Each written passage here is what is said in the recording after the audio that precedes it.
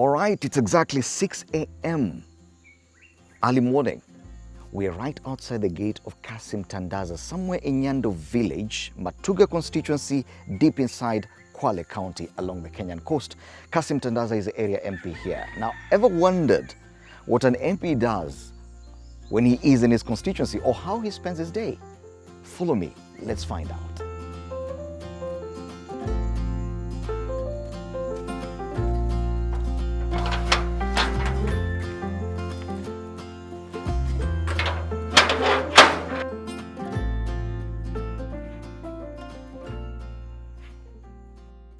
Fred bwana, that has been a long journey. Kutoka Nairobi mpaka huko. Ni mbali lakini tumefika. Karibuni sana. Kumenyamaza vizuri huko eh? Sasa hapa ndio nilizaliwa. Aha. Kwa kijiji kabisa. Inaitwa Nyando, lakini ukisema Nyando watu confuse na ile nyingine. Okay. But there is a small river. So unaona vile imeslope. Yes. Hapo chini kuna ka seasonal river. Zamani haikuwa seasonal, but this climate change thing is real. Okay. So now it's seasonal, but zamani it was permanent. And you need to river Nyando as we slope there and then the other side. So I can see there's quite a lot of activity around the compound. Yeah. Ukiamka ukiwa hapa, huwa kunaendaje sasa? Kwanza kawaida ni vile mmekuja kuchelewa kidogo, lakini nawasamehe maana ile safari mliokuwa nayo haikuwa rahisi. Lakini tuna kamsikiti ketu kidogo hapo. Utakiona tu tukitoka hiyo gate. Unajua hiyo ni kama saa 11:30 hivi. Alafu ukirudi kidogo hii activity zingine za wakina mama. Unajua wakati mimi niko tayari kuwa kuna watu wanakuja. Tunashauriana. Wanakuja asubuhi tunashauriana. Na wakija asubuhi kama mila zetu za Kiafrika vile zilivyo, ni vibaya mtu aje kwako hata kikombe cha chai asipate. Okay. Kwa hivyo wana routine ambayo kama niko tunatayarisha chai tukijua approximately wale watu ambao tunatarajia, alafu tunakunywa na wao pamoja. Unajua sio vizuri uanze kusikiza mtu shida zake hata kabla, yani shida kichwani alafu shida tumboni, hiyo inakuwa shida mara mbili. So unasota ut shida moja kwanza alafu usikiza wengine. Unasota ut ile ya tumbo kwanza kidogo. Okay. Alafu sasa ndio unaanza kushauriana na yale mengine. Kwa hivyo ndio huwa routine yangu ya kawaida, lakini kabla ya hapo huwa pia unajua hizi shughuli zetu. Alafu wale Gen Z vile ambavyo waletendesha mbio ni vizuri pia uwe physically fit. Uko tayari kutoka. Kwa hivyo normally nikitoka kama nimetoka kwa msikiti nabadilisha naanza mazoezi kidogo. So uko tayari, naona uko tayari kwa mazoezi. Tuna kiwanja tu hapa local. Sio hicho vyenu vya Nairobi mlivyozoea. Lakini ni kiwanja chetu cha hapa nyumbani. Tuna vijana wetu watu tunafanya nao mazoezi hapo. Alafu pia ni mkulima mdogo. Sio wakulima kama wale wakubwa kubwa. Kwa hivyo hapa nyuma pia na ng'ombe kidogo kama hivi. Sasa tutatoa maziwa kidogo ndio watu tunatumia kwa chai. Okay. Alafu sasa baada ya hapo weekends huku kwetu sana sana huwa ni maharusi. Alafu pia hizo ndio shughuli za huku. Maharusi kila weekend ukosi mlo hapa na pale. Harusi ndio ukienda pia unajua sasa unajumuika na wenyewe kama unaweza kukata vitu kidogo taarab na nini unajishughulisha na wao. Okay. Mimi sub county yangu iko mara mbili. Hii sehemu tulioko sasa inaitwa Matuga sub county. Alafu na sub county nyingine inaitwa Shimba Hills ambao kule wengi ni wa ndugu zetu wa Kristo. Unajua kuna wao wa Kamba. Upande huu wengi ni Waislamu. Upande huu ni Waislamu hii ya Matuga. Okay. Lakini upande ule mwingine Shimba Hills. Sasa nao pia mazishi yao hufanya Jumaa hizi weekend pia huwa kunaweza kuwa na shughuli za mazishi. Alafu shughuli zingine za kawaida kama leo mmekuja na bahati sijui ni nzuri ama ni mbaya. Kuna kikundi chengine kule nilisoma mimi primary school yetu iko hivi. Unaona usione ni msitu, usiseme hata ni msituni. Kuna shule huko kule nilisomea primary. Okay. Pia kuna shughuli huko leo ya wanakijiji. Alafu kuna kijiji chengine pia leo wana shughuli yao ambao wenyewe wanasema kila mwaka kama kijiji huwa wanasherehekea. As a village, sio ati sherehe zishaanza. Kila mwaka wana siku yao ya sherehe tu. Kila mwaka as a village. Okay. Wenyewe wanajipanga, wanapika, wanasherehekea as a village. Pia leo nilikuwa nanuia kuwatembelea kwa siku ya leo. Ndio siku ya leo ambayo imekuwa busy. Lakini kwanza umesema ni mazoezi. Kwanza ni mazoezi. Lakini tuanze na mazoezi ama tupitie hapa kwanza? Tutapitia huko, lakini kwa sasa tuende mazoezi. Uko sawa? Mimi niko sawa, mimi nimekuja tayari. Haya. Sija ukaanza kuhema hapa alafu ukasema kwamba hali ya hewa huko sio ile ya kawaida.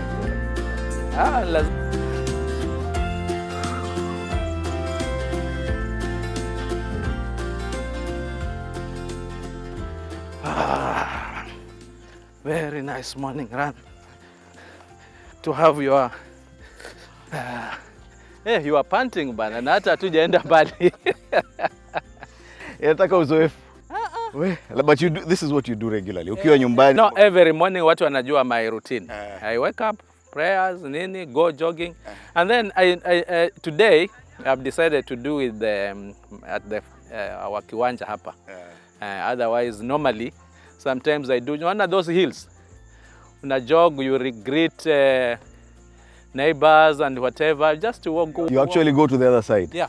Which is much closer to the county headquarters. No, that is already part of the county headquarters. You can see those masts and there are some few establishments, hotels, nini.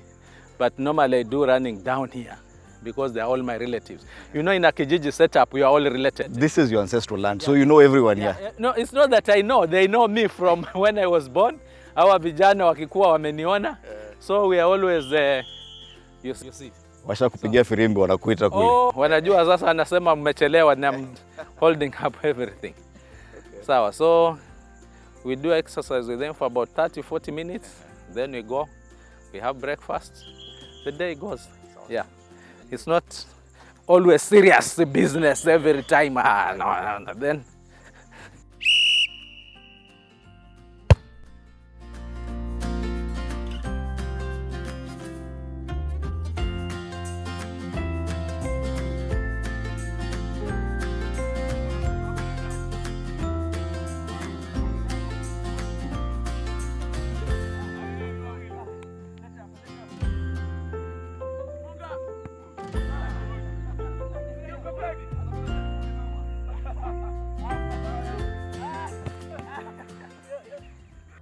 Hot steppers oye! Hot steppers oye! Hot steppers oye! Sasa mnajua kwamba kuna ligi ambayo inaendelea, si ndio? Na lazima tupige zoezi. Mimi ikiwa niko tunapiga zoezi, lakini hata kama siko unafanya nini? Unapiga zoezi. Na goalkeeper well done, leo umejituma kidogo. Striker leo alikuwa ndio ameshikilia kipenga, lakini kitu muhimu alafu najua shule zimefungwa saa hizi. Kwa hivyo kuna huu mpira, lakini mpira bado ni mzuri. Ama mnahitaji mwingine? Mbona mpira mmoja mheshimiwa? Mpira bado uko safi sana. Haya, mipira tutapata, lakini tuhakikishe kila asubuhi tuko wapi? Kila asubuhi tuko wapi? Haya, nikija tunapatana kiwanjani, ni sawa? Hot steppers forever.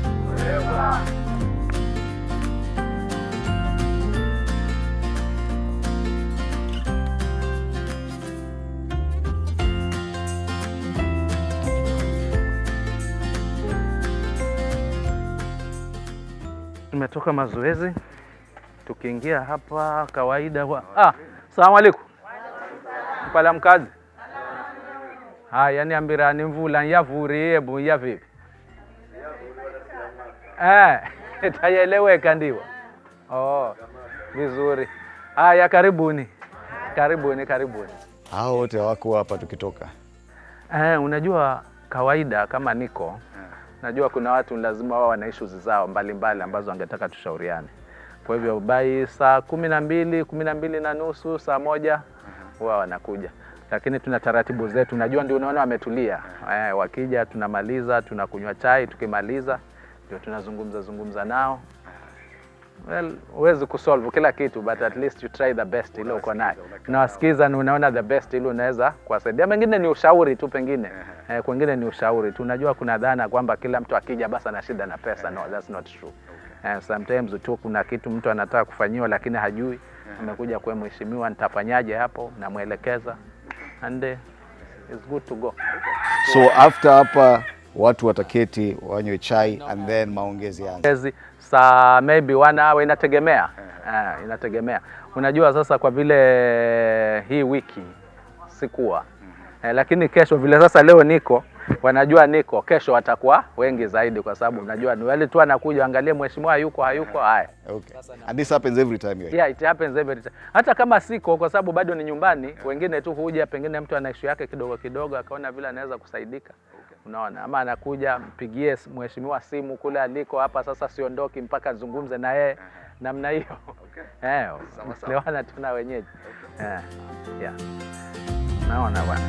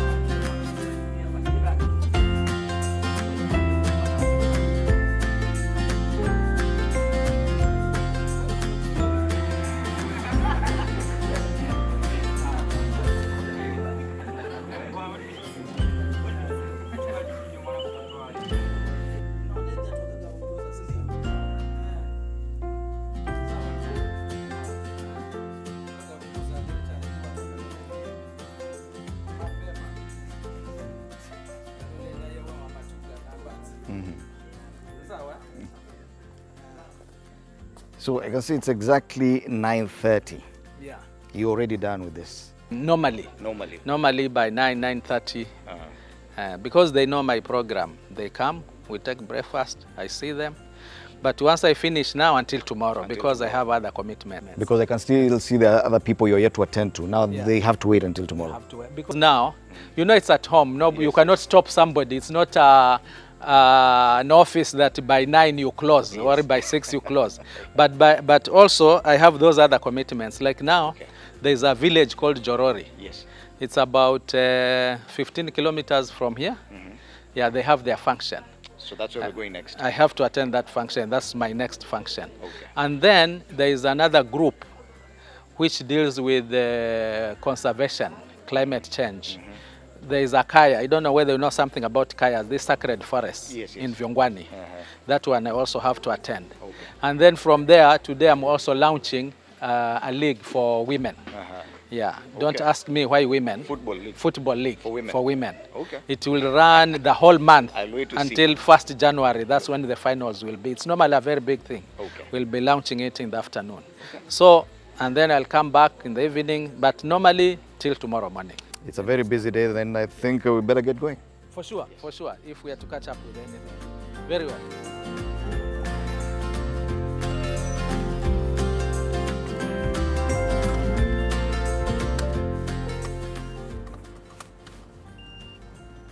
Kwa hivyo sasa tunaenda sherehe. Sasa hii kuna kijiji kimoja ambacho kila mwaka huwa kina sherehe yake na huwa wananialika, na hii sherehe sio kama zile sherehe hawa fundraise, sio kama zile sherehe ambazo unasema mheshimiwa ameitwa ili aende akatoe pesa ama sijui kuna mgonjwa ama ni siku. Unajua tumezoea mara nyingi ukiitwa mahali unajua tayari ni lazima uende na pesa, lakini hiki ni kijiji ambacho kina hiyo tradition yake. Sherehe wanachanga pesa yao inapofika kawaida 1 Disemba ama kama hivi Novemba, wananunua vyakula vyao, wananunua mbuzi zao na ngoma yao ya tradition. Sasa watu wanashangaa kuna nini? Ni sherehe tu ya kijiji. Ukienda huko ni kama mgeni. Wewe unaenda tu, kama mnacheza utacheza, kama ukule na wao, hiyo ndio raha yao. Wanakualika tu kama uje ushereke na wao. Interesting because for MPs and most MPs say that ukiwa kwa constituency kwa ground, kila mahali ni handout. Of course the handouts are there, but of course sometimes like now you have some, it's a little bit different. And this is not the only one.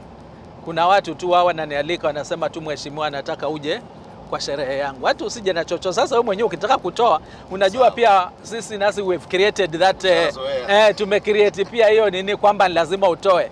Unaona tu haiwezekani tu nisitoe. Lakini huku kwangu pengine, lakini huku kwangu iko sehemu ambazo unaalikwa tu, unaenda unasherekea na unaenda zako. In fact unaweza kushangaa kwingine hata unaenda ukitoka hata unapatiwa zawadi. Unapatiwa zawadi. Mwezi huu uliopita nilipatiwa mbuzi 2.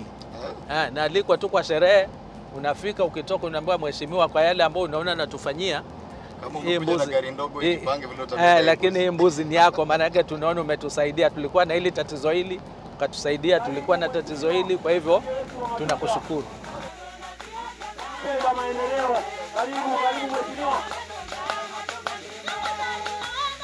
Asante mheshimiwa. Asante mheshimiwa. Hivyo mheshimiwa. Asante mheshimiwa.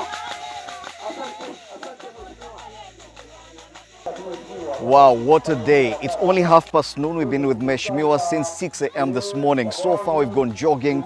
We've been to his home meeting people. Right now we are at a party apparently, but there's still more. I'm already tired. But then again, if I'm tired, what about him? Stick with us.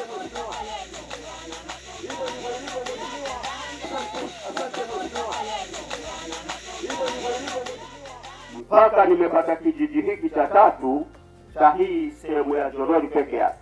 Tuna vijiji vitatu. Kwa hivyo karibu bwana mheshimiwa, uongozi wako ni nzuri, tunakushukuru, uendelee hivyo hivyo, usiwe na vijidoa, lakini naona madoa hakuna. Njia ni nyeupe hiyo. Karibu bwana mheshimiwa. Nashukuru Chilungu alivyozungumza kwamba tunafanya kazi pamoja na MCA aliyeko, mbunge aliyeko ambaye ni mimi, na gavana wetu Mama Fatuma Achane, si ndio?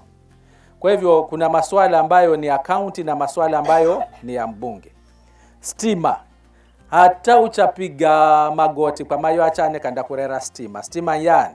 All right, we continue with our day with MP Kassim Tandaza of Matuga constituency. Tumezunguka kwingi, sasa tunataka kuangalia miradi, mijengo. Bwana Tandaza, naona hapa tuko mahali inaitwa Tandaza Model Education Center, and it's a very imposing structure here, and would want to understand exactly what is your thinking here. Fred, long gone are the days where you would really concentrate on grades. Especially when I talk about grades, I mean the normal basic grades of maths, physics, chemistry, history, and whatever. So my thinking, and I believe that the right way to go, is that now people can get paid through their talent. The talents have been there. Initially, they were not being recognized as such. But now, I wish, how much I wish myself, I could be the Ronaldo or the Messi. I certainly would be earning more than what you guys are, the Gen Zs are harassing us with the salary of 1 million. And clearly, I've seen you doing other things, and we'll talk about that later, because I can see you do more than just being MP. Yeah, so, for sure. So here, what came to my mind is that we need to develop talents, and we need to get our young boys and girls into talent and be getting their payment, their livelihood through their talents. So for the first time in the whole county, remember, Fred, this county does not have any school or any public facility with a swimming pool. We don't have... does not have a public facility with a swimming pool. We don't have any school or any public facility with a rugby court. We do not have anywhere that you would be something close to a running track. And these are some of the talents that we know we have in Kwale County. As I speak, we have one young boy from a primary school about 3 kilometers from here, who is now in a training camp for athletics in Bomet, because he was number 2 at the national level. And you can imagine if we can be number 2 with no training facility at all. Okay. And how many more are back who couldn't be recognized at that level. So here basically it's not just an ordinary secondary school. We have enough secondary schools. I have 38 secondary schools in Matuga. I'm also lucky that I hosted the 2 national schools in the county. That is Kwale High School, which is about 5 kilometers from here. Matuga Girls National School, which is about 10 kilometers from here. But this is specifically, it's a secondary school, no doubt, but we are going to specialize in sports activities. We want teachers, we want lecturers who will be trained, qualified in sporting activities. That is my intention of starting this facility. Question, because I understand that CDF deals a lot with development of already existing projects. Yeah. So this one you started from scratch? This one I'm starting it from scratch. It is my hope that within this 13th Parliament, we are going to have a fully fledged sporting school in Kwale County, maybe beyond Kwale County. That is why the next phase, straight away, we are going into hostels. It's not just going to be a day school. No, we will want to get sporting talent all over the country, by the way. I'm not saying just Matuga or Kwale, all over the country. We are going to have, my intention is through the TSC will second to us teachers who are qualified in sports, so that when we are talking about athletics, we have a trainer for athletics. If it is swimming, we have a trainer for swimming.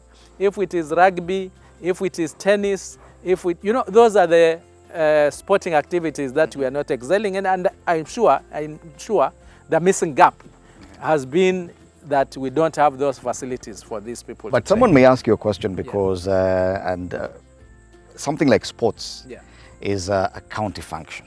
Sure. Yes, but with CDF you deal more with national issues. So how do you marry those two? There is a missing link there, Fred, because primary schools and secondary schools under the national government. That is where the youth are, isn't it? Now, if we say we are going to leave those in primary and secondary not getting facilities to train, and we are saying that is a county function, which is true, then where is the county going to train these youths? Because the facilities where they are in the national schools, in the secondary schools which are national. Certainly we cannot have a good runner, Fred, we will start training at the age of 30, you see. In fact, they have to start young. And when they are young, they are in either in primary or secondary. So there is a missing gap there, and that is where, in my own maybe wisdom or lack of it, I said we need to have training facilities within the secondary schools. So this is essentially from primary. Yeah, to me that is one of its kind. I've not copy-pasted it anywhere. It is just something that I said, okay, the county government is true, they are the ones to handle sports, but they are not handling secondary school children. They are not handling primary school these days. They are handling ECDs. Okay. How much can an ECD kid do in terms of running? From there, he'll be in a secondary school which is national. By the time they leave and now they can be handled by the county government, they are over age. They can't train.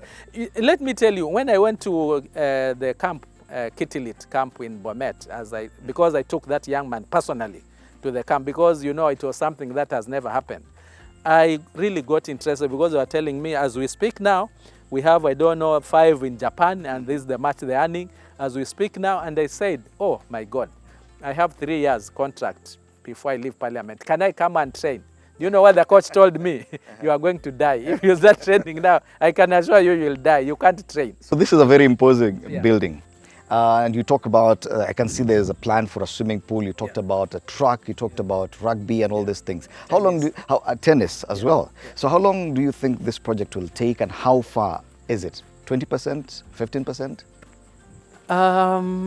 My intention is that it should take 3 years, the next 3 years.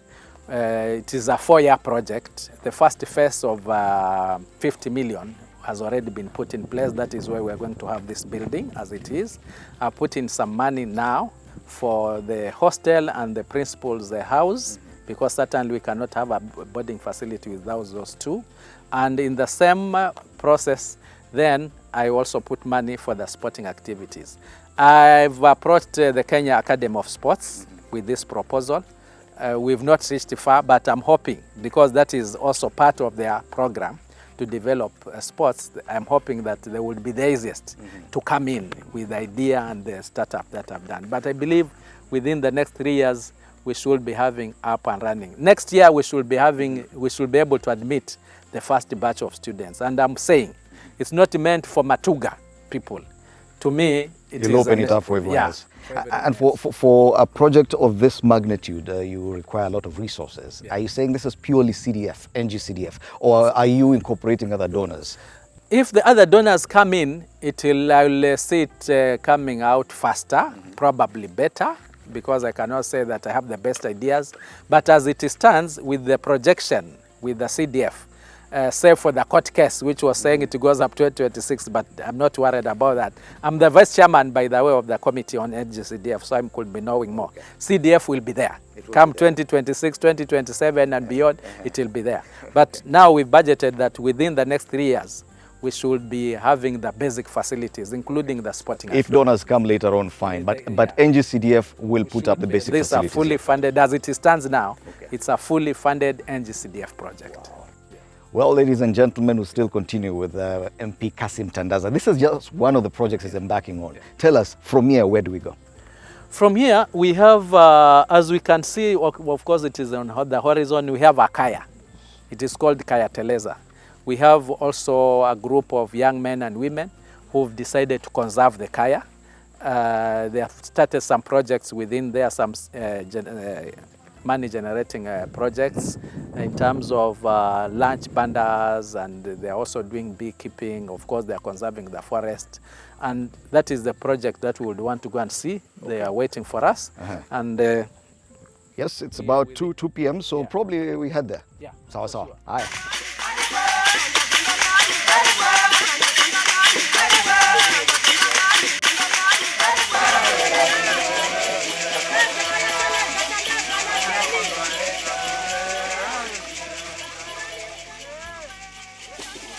Kuishi kwingi definitely ni kuona mengi. And as we continue spending time with MP Kassim Tandaza of Matuga constituency, believe it or not, we found ourselves inside a shrine. This is the Kaya Teleza Cultural Center. Where I'm standing right here is holy ground. This is where they pray. And this is just part of the blue economy projects that the MP is involved in, which also contributes to beekeeping, livestock keeping, helping the youth of this area to actually better themselves economically. Join us.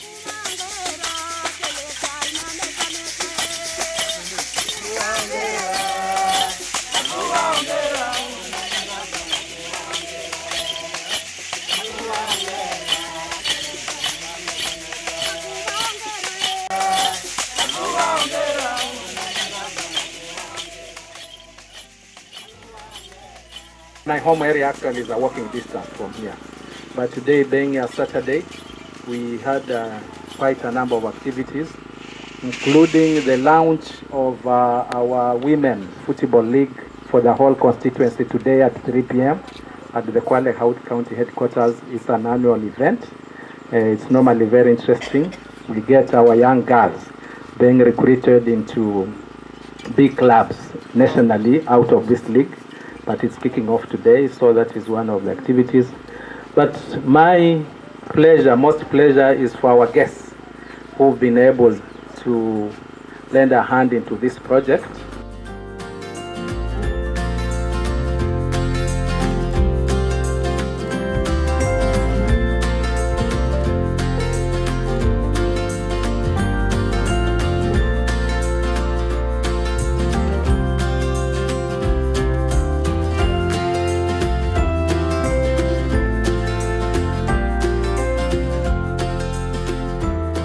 It is now 3:45 p.m. and we're still one-on-one here with the MP Kassim Tandaza of Matuga constituency. Bwana, hata time ya lunch hakuna bwana.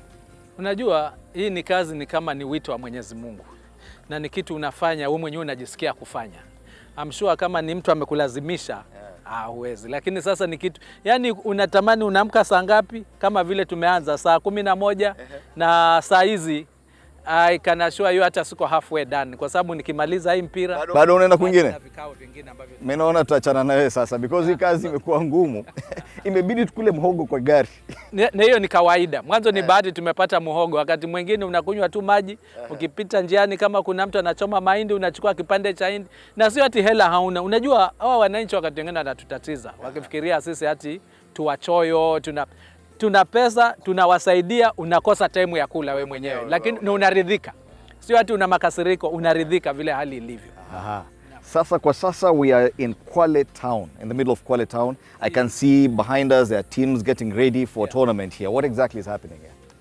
This is an annual event where during the long vacation in December, we decided to have a tournament specifically for ladies. A football tournament? A football tournament for ladies. These are young mothers, there are some who are still in colleges. There is no age group into this tournament, provided you are from this constituency. And I launched this initiative with the idea that it is on its own an avenue for our young ladies to get some opportunities beyond Matuga. Because in Matuga we don't have any big team in the National League. But Mombasa, Nairobi and other places we have and there's amazing talent from Matuga. We did it last year. We got 3 of our girls enrolled into clubs which are playing at FKF level. And we are hoping this time, since we are improving, it is always improving, we are going to get even more. So if you talk about the number of people, women involved in this tournament, how many roughly? Right now we are talking of 48 clubs. 48 So when you are talking of 48 clubs of an average for a team of around 30, then you can imagine the numbers. Wow. So it is running from the ward level. This is one of the wards, Simbagolini ward. So we are launching it today, but simultaneously it is there in Mwaliwamba Mkongani, it is there in Kubo, which is Shimba Hills area, it is there in Tiwi, which borders Diani, that's one of my ward. It is there in Ngombeni, which is my ward bordering Mombasa. You see, that is Likoni constituency. So it's happening today. All that is happening today. How much I wish that I could be able to witness all of them again. So you can imagine, as I'm here, I'm thinking of what is happening in Mkongani, what is in Ape, and I would have wanted to be there. This is just one. This is just one. 4 more outside there, which unfortunately I might not be able to witness their launch, but it's happening. I can see you also getting some support from the county government. Nimeona some senior officials walking around here and there. Mnasaidianaje? Remember, sports essentially is one of the devolved functions, so to speak. From my office, there is no way I can have this tournament. Yes. We are doing this tournament under Tandaza Trust Foundation. It's not through, you know, the moment people see MP, a member of parliament, they just think about CDF. So this has nothing to do with CDF at all.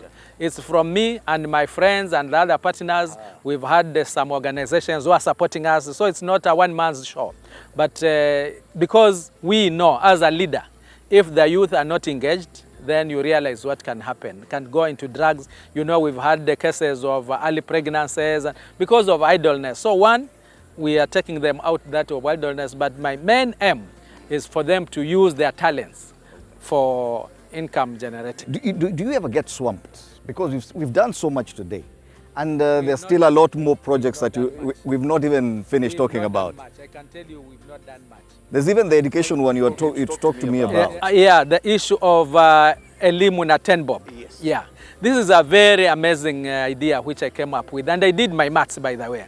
I did my maths and realized if it is a day school with an average of 15,000 per year, and we are able to do 10,000 shillings, the parent remains with 5,000 shillings per year. Divide that by 12 months, divide that by 30 days, actually it comes to about 2 bob per day. Less than 2 bob per day. So I'm telling, you see, I'm telling even the mamambogas, the ones we talk about, the wanjikus, even if you are just doing githeri, you are just doing mahamri, save 2 bob per day, and your child will be in class a whole year, 365 days. So you're telling us this is a plan to It's pay worked school out. fees Yeah. for all students in secondary school. Nobody should be staying at home. Nobody should be chased out of school. Nobody should miss a meal. Because the consequence of a day scholar, if he doesn't pay, basically that money is for lunch. But you can imagine a student who is in class the whole day without lunch. Certainly can't concentrate. So it's not just about going home. It's about of making sure that a student gets a meal every day for as long as in school. Why shouldn't the results improve? 10 bob, Elimu na 10 bob. Period. Otherwise, working it out on daily basis, it comes to less than 2 shillings. Yeah. All in a day's work. And you're saying after this tournament, your day is done? It's not done. I have a wedding to attend. How much I wish we will. Now, as I'm speaking, it's 4 p.m. Yeah, I have a wedding. Of course, there are several weddings. I cannot attend all of them, but there is one that, God willing, I'll attend today. Apart from the other meetings that I'm going to have in the evening. You still have other meetings later in the day. Yeah. And when you go back home, Yeah. we left a few people there still who wanted to talk to you. These are my people, you know. They are my people. They give me ideas, you know. Sometimes you get the impression that if somebody comes to you, he's just come to complain or to ask for a favor. No. These are people who are very resourceful. So when I go back home, I know they know I'm around. The villagers who don't come from once in a while you'll get somebody who is willing to spend there because he's coming from afar. But that's once in a while. Most of the time, it's the people around who will come for ideas, give you some ideas. Even sometimes tell you, well, Mheshimiwa, I think this is not going very right. And you take it positively and correct and move ahead. I'm telling you, the soles of my feet are hurting. What? My knees are aching. What? I don't even think I can think straight No. right now. I don't know what more I can give right now. A bit of entertainment. Yes. These girls can really play football. But I'm telling you. the whole day. That you know, you get entertained, you feel nice, you feel you are with the people, and actually you are with them. You know, you sometimes, like most of the dances are cultural. Some of us grew up in that system. When it comes to the kayamba, I used to do it when even I was in primary, the real one, not in school. You could really feel it. Yeah, I could really feel it culturally. You know, I can sing those songs you are singing. I was not murmuring. I actually know each and every bit of. For you, even this, even though it is so busy, such a packed day for you, you still get to have fun. No, you enjoy this. I enjoy this. I enjoy this. My dull moments is when I'm in Nairobi. This one I can tell you. You go into the chambers. It's cold. It's usually. But when I come home, you can leave me here. In fact, they did us a lot of disservice when they says if you meet 8 consecutive sittings, then you should be sanctioned. They should have said at least once. Spending more time here. Yeah, be in the chambers, of course. If you have a bill, if you have a motion, there's something to contribute, you must be there. There's an issue that you need to present that is representing of your people, you have to be there. But beyond that, it is fun being with the people. All right, wow, what a day. A day with Kassim Tandaza, MP Matuga constituency, right inside Kwale County. A man of many faces. He's a playwright, he's a dancer, he's an actor. I saw you dancing, you're an actor. Yeah. You're an athlete, we were running in the morning. For sure, to keep fit. And I used to be a boxer when I was... Now you're adding boxer to that list. For sure. I used to be a boxer. That was my... A philanthropist, a member of parliament, all these things in one. Yeah. That is me. You know, you live life to the fullest. You need 48 hours just for your This day. is the message I want to give Kenyans. It's not about Matuga. Please, if you are breathing, live your life to the fullest. Wow. That is my motto. I think we need 2 days just to keep up with you for one day. Yeah.